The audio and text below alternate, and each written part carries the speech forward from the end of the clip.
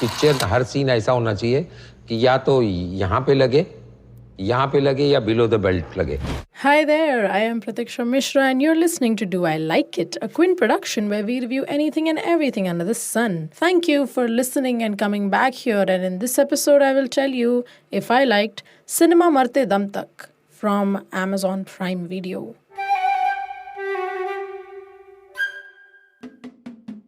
I am, okay, just right off the bat, I am obsessed with the title track.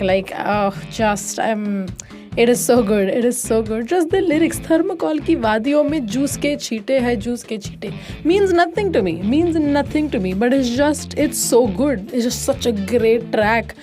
And honestly, I am now a fan of Sneha Khanwalkar, who has composed and sung the song with Shailja Mishra, and the lyrics are by Vayu, if I'm not wrong. And go check that song out after this, of course. Listen to this first.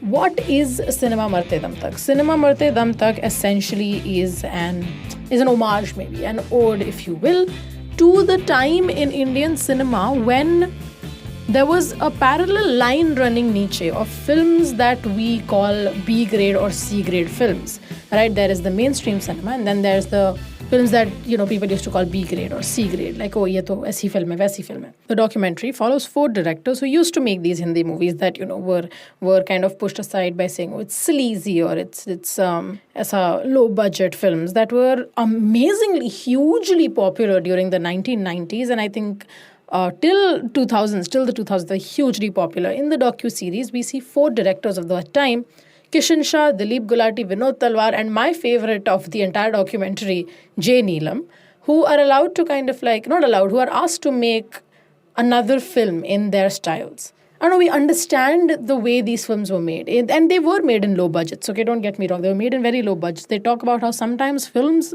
in their entirety were shot in just one studio, क्योंकि वो studio में गांव भी वहीं पे है, जंगल भी उसके साइड में है, बॉलरूम वहाँ पे ये है वो है, सब उसी स्टूडियो में था, and they would shoot it.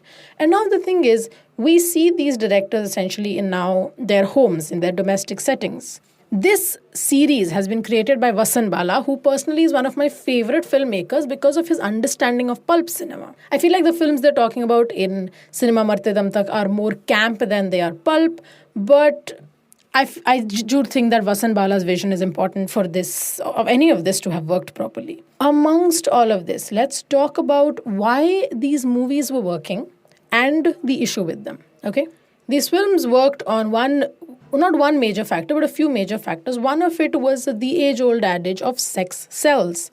And it does. Honestly, look at advertisements around you. Look at what people like to consume on the internet, if you will. Look at trending reels and stuff like that. You'll see that the problem with the way films were made back then was who had the agency of doing this selling. A lot of the films would use things like sexual assault and then women rising from the phoenix, like as a phoenix from these ashes, and going out for revenge as their plots. And this was a very common plot at that time. Like it's not कि एक ऐसी movie है जो बन गई. It's a very common plot for a woman to be there and something horrific would happen to her, and then she would embark on revenge. Now in 2023, I was going to say 2022, I fully forgot that a year has passed. But yeah, now in 2023, we do realize that in essence, some of these tropes can be a little exploitative. It is also painful to watch. It's triggering, of course, to survivors. A lot is wrong with it, right? But another thing to remember is that this wasn't just a trait of what we call the B-grade cinema.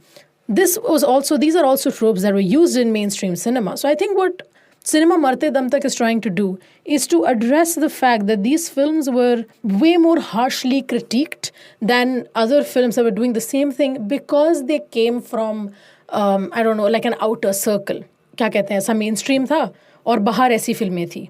And maybe that's why the perception that these films had was perhaps worse than our mainstream cinema, even though both used many of the other's tropes, right? Cinema Marte Dam Tak has a lot of interviews from these 4 filmmakers, essentially.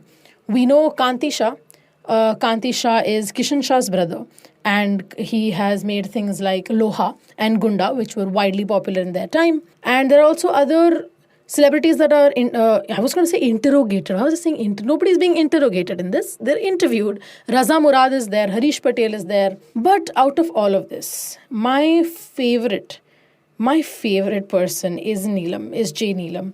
Just the idea of her sitting on her divan and the beanbags and her yelling at people and the respect that she has in her community. Everyone calls her Didi. It's mesmerizing to watch. It's mesmerizing to watch this woman who is one of the very few female directors in the space of what, the B grade films or the C grade films. And she made it. She made amazing cinema and she didn't even want to be a director in the first place. And that's very interesting to watch. But that's the thing. I think my main issue here, I'm very conflicted about this in the sense that when I was watching Cinema Marte Dum Tak, as a documentary, it's excellent. As just as a piece of cinema, it's excellent. The theme song, I love that so much. But it's the issues that are left unaddressed that become the problem.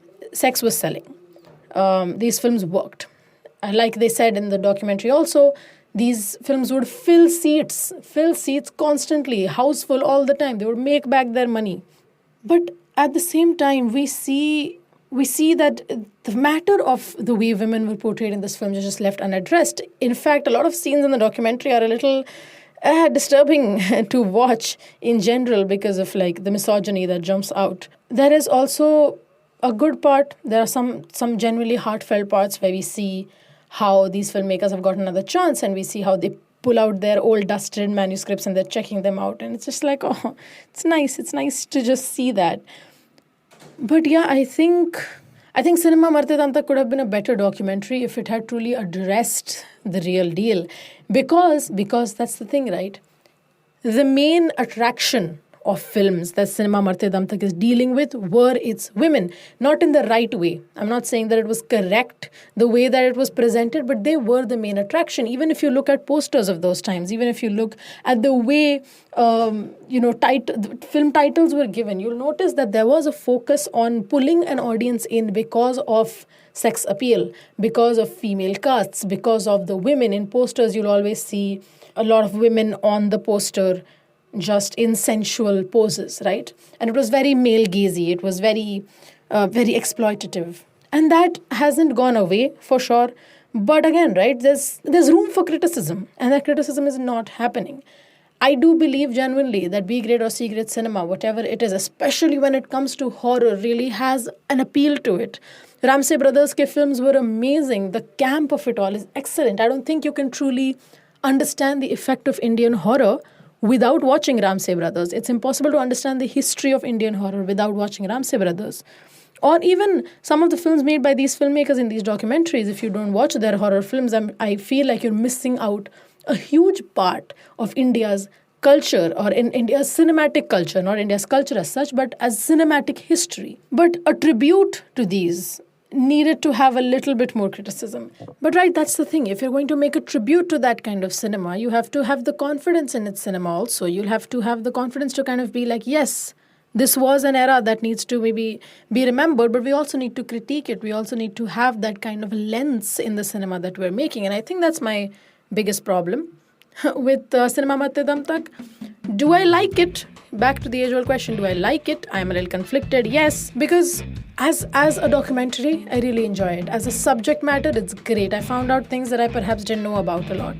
But if you're going to watch it, I would suggest and honestly urge you to watch it through a gendered lens. Watch it through a feminist lens.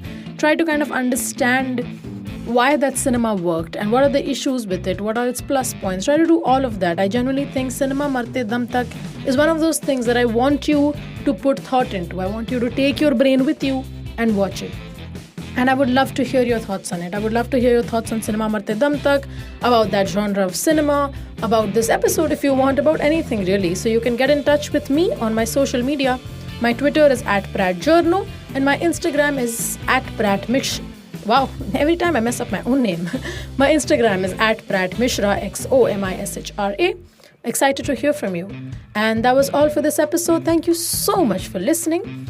Do I Like It is a Quint production, executive produced by Ritu Kapoor and Shelly Walia, hosted by me, Pratiksha Mishra, produced and edited by Pratik Lidhu, with music from Amazon Prime and BMG Production. See you next time. You were listening to the Quince podcast.